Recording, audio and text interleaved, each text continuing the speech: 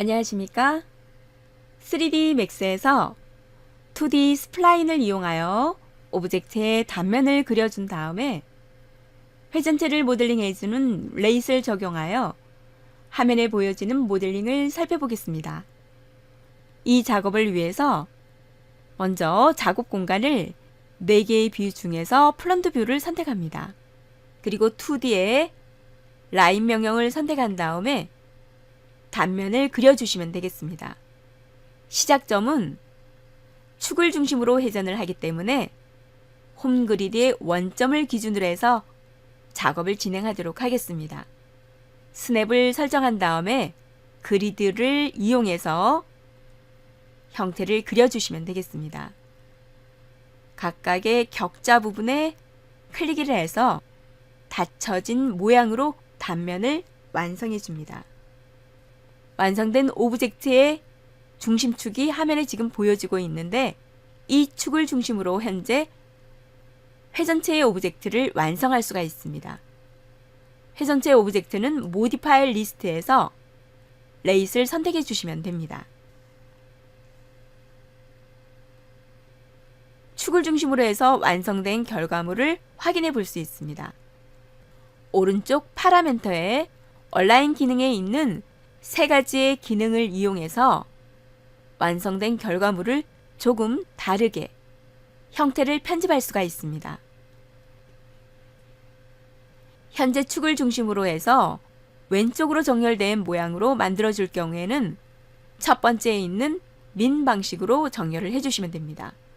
그리고 현재 축을 중심으로 해서 센터를 기준으로 해서 형태를 만들어 줄 경우, 그리고 오른쪽에 정렬을 할 경우에는 맥스 정렬 방법을 이용해 주시면 됩니다.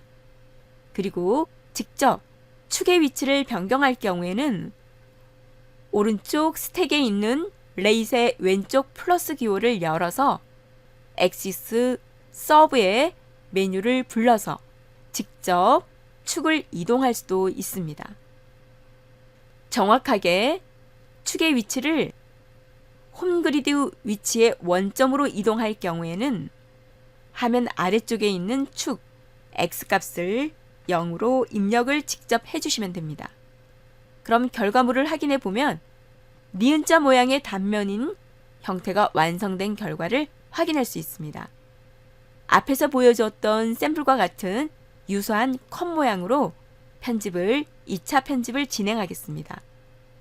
2D의 라인으로 넘어가서 정점 단위에서 조금 두께를 얇게 수정을 하도록 하겠습니다. 그리고 조금 폭을 작게 설정하도록 하겠습니다. 조금 경사지도록 해서 앞쪽 입구 부분이 조금 넓게 형태를 보완해 주시면 되겠습니다. 그런 다음에 안쪽 부분에 코너 부분을 편집하도록 하겠습니다. 정점을 선택한 다음에 라운딩으로 처리할 경우에는 오른쪽 지오메트릭에 필렛을 선택하고 정점을 작업 공간에서 클릭한 다음에 드래그를 해주시면 부드러운 곡선으로 처리할 수 있습니다.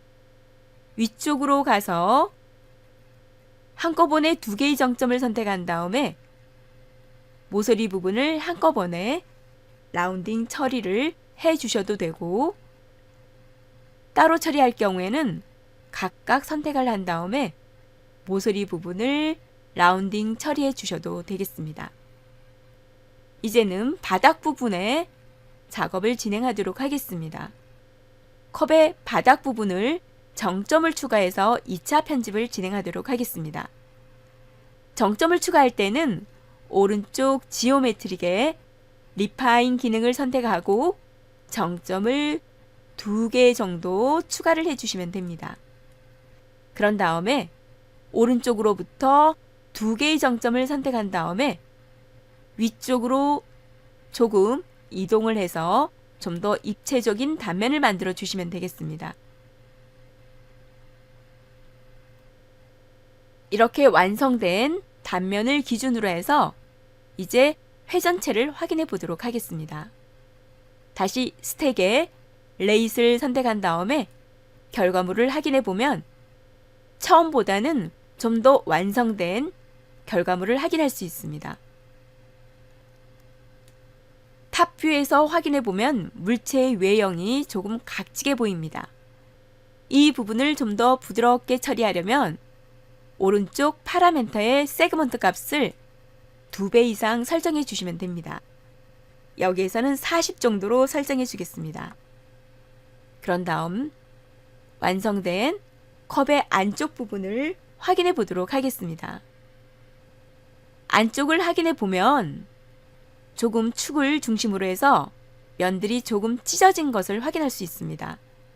이 부분을 해결하려면 오른쪽 파라멘터의 웰드 코어 부분을 체크해 주시면 됩니다. 그럼 안쪽의 바닥도 평평하게 완성된 결과물을 확인할 수 있습니다.